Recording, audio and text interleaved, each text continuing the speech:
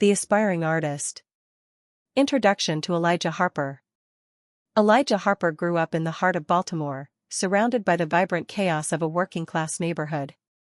The streets buzzed with energy, alive with the stories of its people, mothers juggling jobs to keep their families afloat, children playing in vacant lots, elders reminiscing about better days.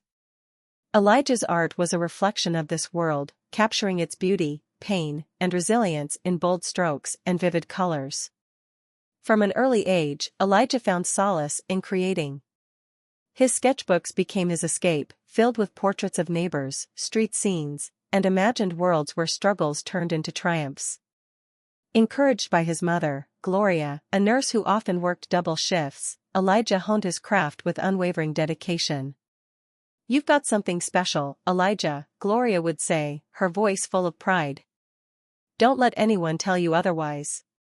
Her words stayed with him even as he grew older and began to dream of sharing his work with the world. Elijah believed his art could inspire change, highlighting the humanity of those often overlooked by society. But the path to recognition was far from easy. Early challenges. Elijah's journey into the professional art world was fraught with obstacles. Without the resources for formal training, he relied on self-teaching, devouring library books on art history and technique. He studied the works of greats like Romare Bearden, Jacob Lawrence, and Jean-Michel Basquiat, drawing inspiration from their ability to blend personal narrative with universal themes. However, Elijah quickly discovered that talent alone wasn't enough to break into the art world. Connections, prestige, and privilege often determined whose work was seen and celebrated. Gallery doors remained closed to him, their rejection letters polite but impersonal. Despite these challenges, Elijah persisted. He set up makeshift exhibits in community centers and displayed his work at neighborhood events, hoping to reach an audience that would appreciate his perspective. His paintings, such as Concrete Dreams, a depiction of children playing in an abandoned lot, and Silent Resilience, which captured the quiet strength of a single mother, resonated deeply with those who saw them. Still, Elijah yearned for a larger platform.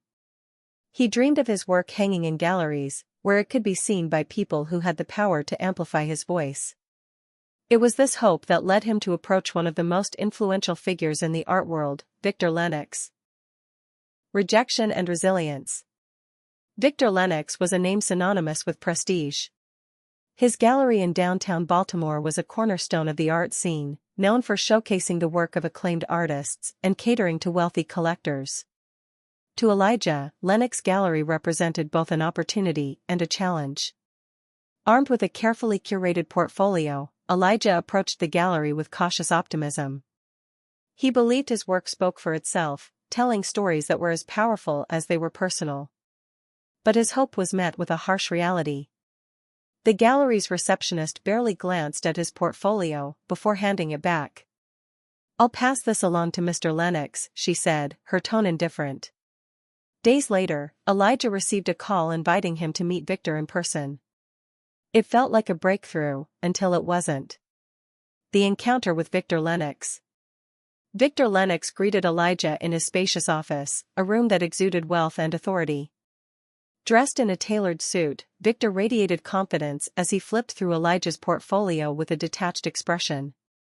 "This is interesting," Victor said, pausing on Concrete Dreams. "You certainly have passion." Elijah leaned forward, eager to explain the inspiration behind his work. "My art tells the stories of my community," he said. "It's about resilience, hope, and the strength of everyday people." Victor raised an eyebrow, a faint smirk tugging at his lips. "Stories are fine, Mr. Harper. But galleries like mine deal in refinement. This?"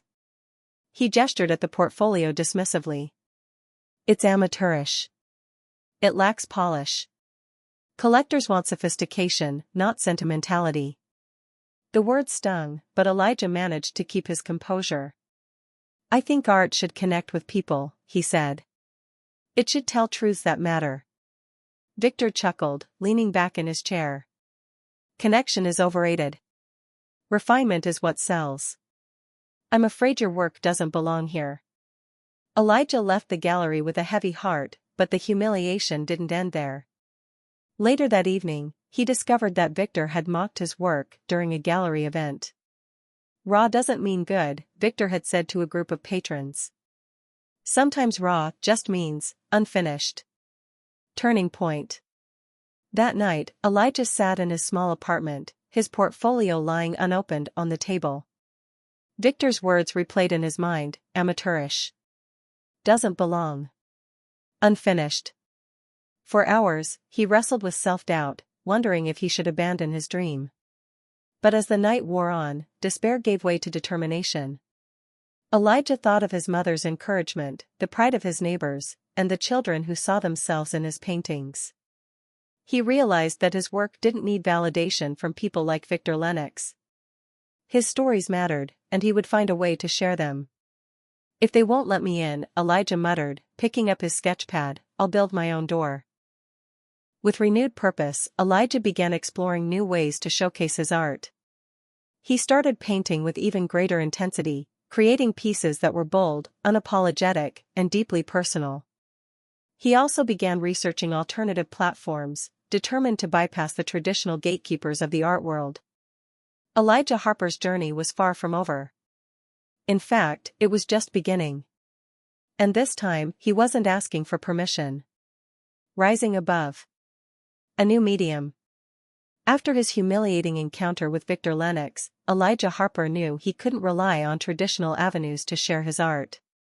Galleries were closed off to him, and the elitist art world seemed determined to silence his voice. Desperate for an alternative, Elijah turned to the advice of his friend Marcus, a marketing professional. "You don't need their validation, Elijah," Marcus said. "Social media is where it's at. You can show your work to the world, no middleman, no gatekeepers. Just you and your audience." Skeptical, but willing to try, Elijah created an Instagram account at Harper Stories. He took photos of his paintings using his phone, carefully arranging them in his small apartment to capture the best lighting. His first post was a photo of concrete dreams, paired with a heartfelt caption. "Art isn't just about beauty, it's about telling the stories that matter. This is Cherry Hill, my home, where resilience is woven into every corner. I paint to honor the strength of my community." The post garnered a modest response, likes from friends and a few encouraging comments, but it was a start. Elijah began posting daily, sharing new paintings and writing thoughtful captions that revealed the inspiration behind each piece. He engaged with his small but growing audience, responding to comments and connecting with other artists online. As his following grew, so did Elijah's confidence. People from all walks of life resonated with his work, seeing their own experiences reflected in his vibrant, emotional paintings. For the first time, Elijah felt his stories were being heard, not by gatekeepers, but by everyday people who valued his perspective. The viral breakthrough. One evening, Elijah decided to post one of his most personal pieces. Titled "The Boy Who Waited," the painting depicted a young boy sitting alone on a stoop, his face a mixture of hope and sadness. It was inspired by Elijah's childhood, a reflection of the years he had spent dreaming of opportunities that seemed just out of reach. The caption he wrote was raw and honest. "This is me as a kid. Waiting for a chance, waiting for someone to see me. I've been told my work doesn't belong in galleries, that it's too raw, too unrefined. But art isn't about refinement, it's about truth. This is my truth." Elijah hesitated before hitting post, unsure if anyone would care. But when he woke the next morning, he was met with a flood of notifications. His post had gone viral, amassing thousands of likes and hundreds of comments overnight. People from around the world shared how The Boy Who Waited had touched them. "This painting is my story too," one comment read. "Thank you for creating this." Another said, "Your work speaks to me in a way no other art ever has." Art bloggers and influencers picked up on the post, sharing it with their audiences and tagging Elijah's account. Within days, his follower count skyrocketed, and messages poured in from people who wanted to learn more about him and his work. For the first time, Elijah felt seen. Recognition at last. Among those captivated by Elijah's viral post was Lydia Kessler, a respected art critic known for championing emerging talent. Scrolling through Instagram one evening, she stumbled upon the boy who waited and was struck by its emotional depth. Intrigued, she explored Elijah's account, captivated by the stories woven into his paintings. The next morning, Lydia sent Elijah a direct message. "Your work is extraordinary. I'd love to feature you in my column. Let's talk." Elijah couldn't believe it. During their conversation, he shared his journey, the rejection from galleries, the systemic barriers he faced, and his determination to share his art on his own terms. Lydia was moved by his resilience and authenticity. A week later, her feature on Elijah was published in the Vanguard, one of the most influential art magazines. Titled "The Artist Who Paints Truth: Elijah Harper's Journey from the Margins to the Spotlight," the article praised his ability to transform personal struggles into universal narratives. "Elijah Harper reminds us that art doesn't need refinement to be profound," Lydia wrote. "It needs honesty." The feature catapulted Elijah into the international art scene. Collectors reached out, eager to purchase his paintings, and galleries that had once ignored him began vying for his attention. For Elijah, the recognition wasn't just a personal victory, it was a validation of his stories and the people they represented. Victor's dismissal. Meanwhile, Victor Lennox remained oblivious to Elijah's rising fame. The shift in the art world toward emotional, story-driven work irritated him. During a staff meeting at Lennox Gallery, he dismissed the trend as a passing fad. "This obsession with raw, unpolished art will fade soon enough," he declared. "Serious collectors know better than to waste their time on sentimentality. Art is about refinement, not fleeting emotions." Victor's arrogance blinded him to the changing tides. Attendance at his gallery's events was dwindling, and several prominent collectors had shifted their focus to younger, more diverse voices. Yet, Victor clung to his belief that the art world would return to his definition of excellence. A fateful opportunity. One day, Elijah received an email from a prominent art broker representing an anonymous collector. The collector had seen Elijah's work online and was particularly drawn to Eclipse Dreams, a painting that depicted a lone figure standing in a storm, gazing at a faint ray of sunlight breaking through the clouds. The offer was staggering, more than Elijah had ever imagined. After confirming the details, he agreed to the sale. What Elijah didn't know was that the broker had chosen Lennox Gallery to facilitate the transaction, believing it would add prestige to the deal. Victor, unaware of the artist's identity, eagerly accepted the arrangement. To him, it was an opportunity to restore some of the gallery's fading relevance. Meanwhile, the anonymous buyer, impressed by Elijah's story, invited him to witness the sale in person. "Your work deserves to be celebrated," they wrote. "It's only fitting for you to be there." Elijah agreed, unaware that this fateful encounter would lead to a dramatic collision with the man who had once dismissed him. Victor's mockery. The private viewing room at Lennox Gallery was a carefully curated space meant to impress. Soft lighting bathed the walls, and a single easel stood at the center, holding Eclipse Dreams, one of Elijah Harper's most evocative pieces. The painting's bold colors and emotional resonance captivated the anonymous buyer. "It's remarkable," the buyer said, their voice tinged with awe. "It's raw, honest, and deeply moving." Victor Lennox entered the room with his usual air of authority, a wineglass in hand. He glanced briefly at the painting before turning his attention to the buyer. "Ah, yes," he began, his tone condescending. "An intriguing piece, but hardly remarkable." The buyer frowned. "What do you mean?" Victor swirled his wine, his smirk barely concealed. "It's unrefined." "Emotional, certainly, but emotion is easy. True art requires discipline, technique, and sophistication. This? It's mediocre at best. The kind of work that stirs fleeting interest but lacks the depth to endure." The buyer's expression soured. "I find it profoundly moving," they said. "It tells a story." Victor shrugged. "Sentimentality often does. But serious collectors value mastery over raw emotion. This artist, whoever they are, has potential, but no polish." Unbeknownst to Victor, the artist he had so casually disparaged, was about to step into the room. Elijah's revelation. Elijah Harper arrived at Lenox Gallery as requested by the buyer. He had no idea the transaction was taking place in the very space where Victor had once dismissed him. As he approached the private viewing room, memories of that encounter surfaced: Victor's condescension, the sting of rejection, and the determination it had ignited. When Elijah entered the room, all conversation stopped. The buyer turned to greet him warmly, while Victor stared, his confident demeanor faltering. "Mr. Harper," Victor said cautiously. "What brings you here?" Elijah met Victor's gaze with quiet resolve.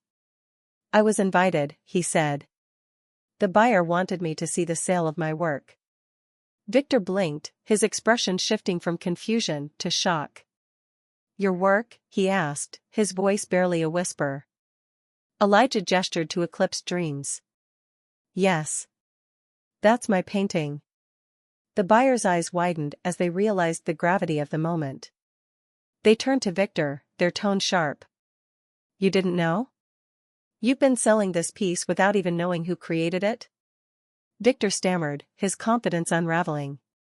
"The broker didn't." "You didn't ask," Elijah interrupted, his voice steady but firm. "You didn't care." The tension in the room was palpable. The buyer, clearly displeased, folded their arms. "Victor, this is disgraceful. You mocked this painting, called it mediocre, and dismissed its artist, all while profiting from their talent. This behavior is unacceptable." Victor tried to recover, but Elijah wasn't finished. "You dismissed me when I brought you my portfolio," he said. "You called my work amateurish and told me it didn't belong.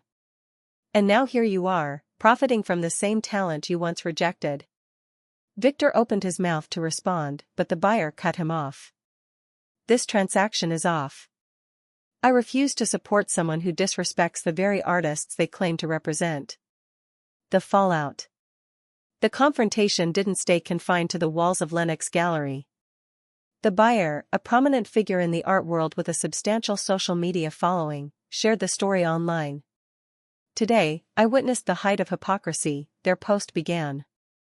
Victor Lenox, a supposed leader in the art world, mocked a painting and its artist, only to discover that the artist was present. That artist is Elijah Harper, whose work is extraordinary. Lenox's arrogance is everything wrong with this industry. The post went viral within hours, sparking widespread outrage. Artists shared their own stories of rejection and mistreatment at the hands of elitist galleries, while collectors condemned Victor's behavior. Media outlets picked up the story, running headlines like "Arrogance Exposed," "Elijah Harper Confronts Victor Lenox and the Artist Who Proved the Gatekeepers Wrong." For Elijah, the incident became a turning point. His name was suddenly everywhere, and his story resonated with people far beyond the art world. Collectors clamored to acquire his work, and institutions that had previously ignored him reached out with offers to feature his paintings. Elijah's profile soared, and his voice became a rallying cry for change. Victor's decline. For Victor Lenox, the fallout was swift and unforgiving. Prominent collectors severed ties with Lenox Gallery, unwilling to associate themselves with its tarnished reputation. Artists who had once sought representation withdrew their works, leaving the gallery's walls increasingly bare.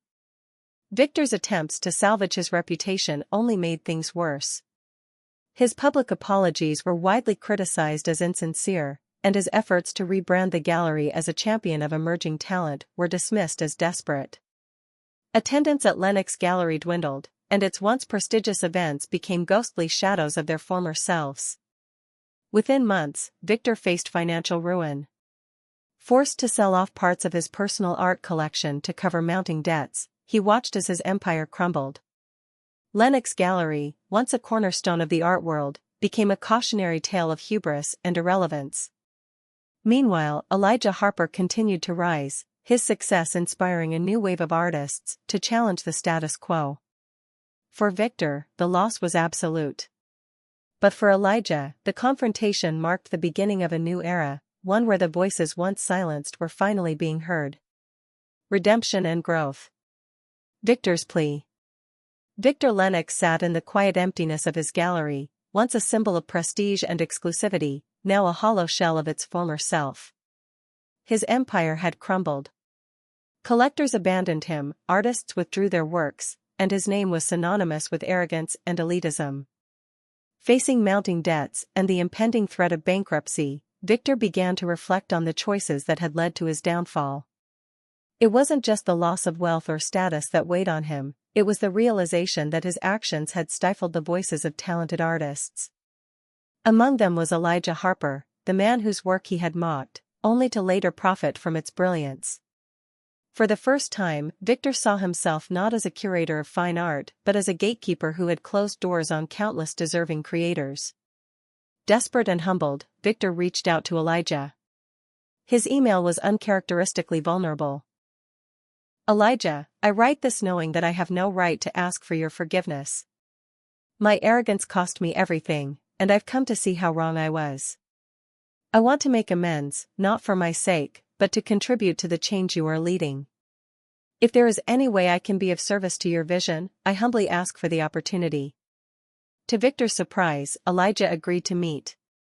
When Victor arrived at the Phoenix, Elijah's newly established gallery, he was struck by its energy and warmth.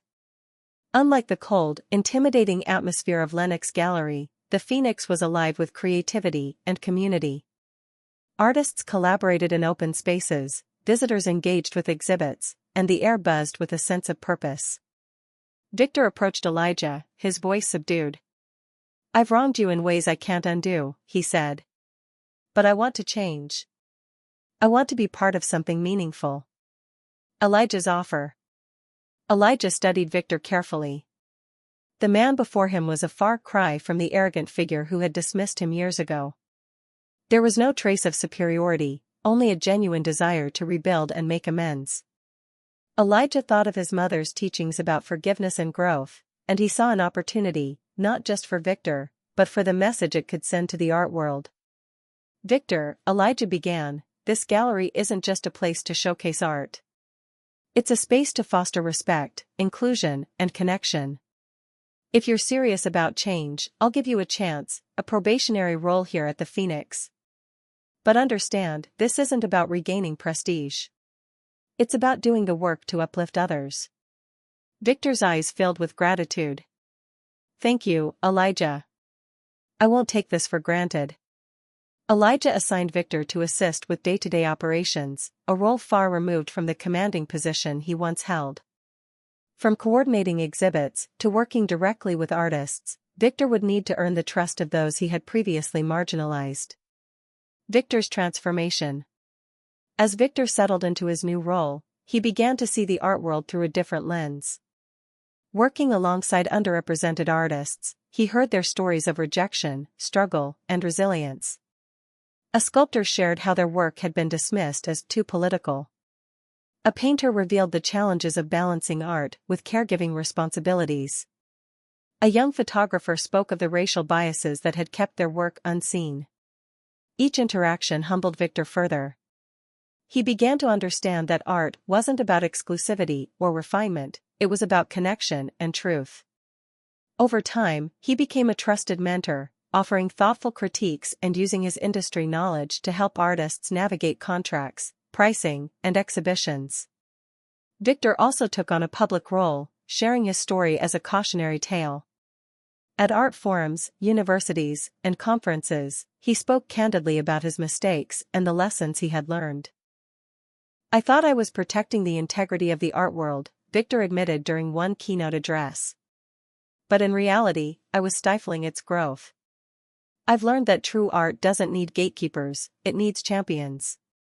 His authenticity resonated with audiences, earning him respect as an advocate for change. Victor's transformation wasn't just personal, it became a symbol of the industry's potential for redemption and growth. Elijah's vision. While Victor worked to rebuild his reputation, Elijah continued to expand his vision for an inclusive art world. The Phoenix wasn't just a gallery, it was a movement. Elijah opened satellite locations in underserved communities, ensuring that art was accessible to all. Each gallery served as a hub for local artists, offering mentorship programs, workshops, and spaces to create. Elijah also launched the Harper Foundation for Emerging Artists, a global initiative dedicated to supporting marginalized voices. The foundation provided grants, residencies, and professional development opportunities, empowering artists from diverse backgrounds to share their stories. Beyond the foundation, Elijah became a leading voice for systemic change. He partnered with major institutions to implement policies that prioritize diversity, equity, and accessibility. His speeches at international symposiums challenged traditional definitions of fine art and called for a more inclusive vision. Elijah Harper didn't just open doors, one critic wrote. He built a new house where everyone is welcome. Through his advocacy, Elijah reshaped the art world, inspiring collectors, curators, and artists alike to embrace authenticity and diversity. Young creators, inspired by his journey, felt emboldened to pursue their craft, knowing they didn't have to conform to succeed. A shared journey. By the end of Victor's probationary period, he had become an integral part of the Phoenix. Elijah offered him a permanent role as an advisor, a position Victor accepted with gratitude and humility. Though he no longer sought the spotlight, Victor found fulfillment in supporting others and contributing to a larger purpose. One evening, as they stood together after a successful exhibition, Victor turned to Elijah. "You've built something extraordinary," he said quietly. Elijah smiled. "We've built it, Victor. Together." Their partnership, once defined by conflict, had evolved into a story of collaboration, growth, and redemption. For Elijah, the journey wasn't just about creating art, it was about creating a world where every artist, regardless of their background, could find their voice. A legacy restored. The rebirth of a gallery. Victor Lennox's former gallery, once an icon of exclusivity and elitism, was now a thriving community hub under Elijah Harper's leadership. Renamed the Phoenix Central, the space was transformed into a beacon of creativity, inclusion, and collaboration. Gone were the cold, sterile white walls and intimidating atmosphere. In their place were colorful murals, interactive installations, and vibrant artwork created by emerging artists from diverse backgrounds. Every corner of the gallery told a story of resilience, identity, and hope. Elijah ensured that the Phoenix Central was accessible to everyone. Admission was free, community workshops encouraged participation from all age groups, and the gallery hosted regular events celebrating local culture.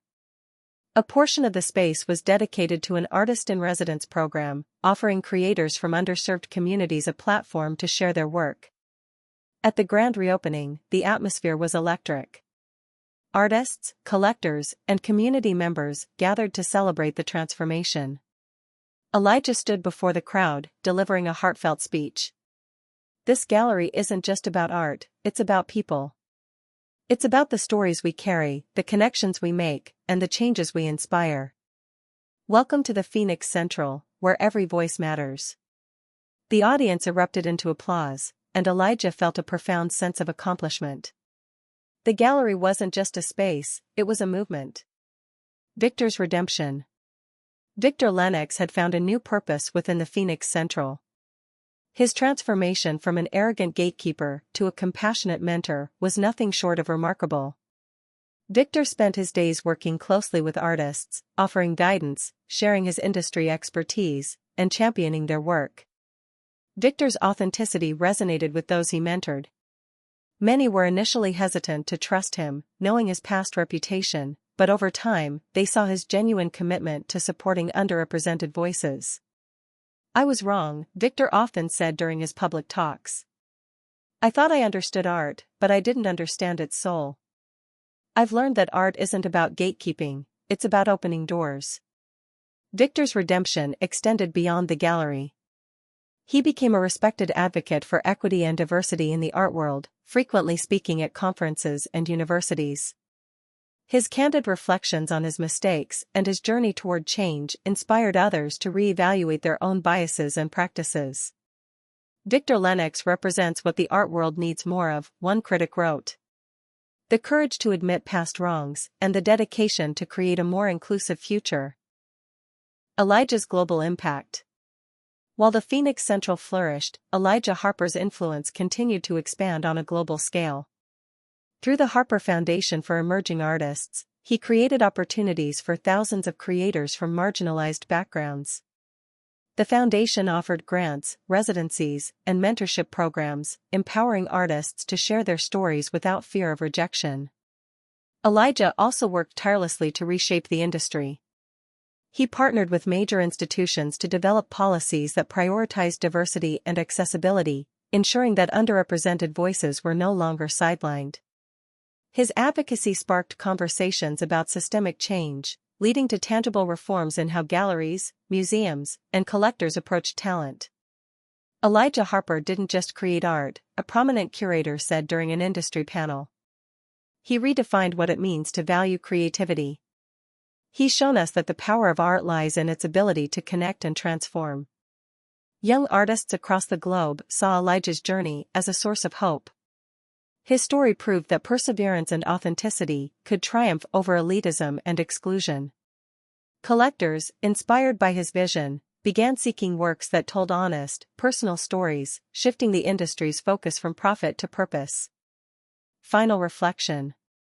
On the 10th anniversary of the Phoenix Central, Elijah stood in the gallery's main hall, surrounded by a sea of faces. The energy in the room was palpable, children laughing as they painted in a workshop, artists sharing their journeys with visitors, and music filling the air from a live performance. Elijah walked through the gallery, pausing to admire the exhibits. Each piece on the walls told a story, reflecting the diversity and richness of the artists who had created them. His gaze lingered on Eclipsed Dreams, the painting that had once symbolized his struggle and triumph. Now, it hung as a testament to the journey that had brought him here. Victor approached, holding 2 glasses of champagne. "This place," he said, handing one to Elijah, "is everything I once failed to see in art. You've created something extraordinary." Elijah smiled, raising his glass. "We've created it, Victor. Together." As the evening drew to a close, Elijah found a quiet corner to reflect. He thought of his mother's unwavering support, the rejections that had once threatened to crush him, and the countless lives his work had touched. He thought of the young artists who now had opportunities he once dreamed of and the community that had embraced his vision. Raising his glass, Elijah whispered to himself, to resilience, to transformation, to the stories that connect us all. Surrounded by the vibrant community at the Phoenix Central, Elijah Harper knew his legacy was far greater than his art. It was in the lives he had uplifted, the barriers he had broken, and the world he had helped to rebuild, a world where art belonged to everyone, and every story had a place.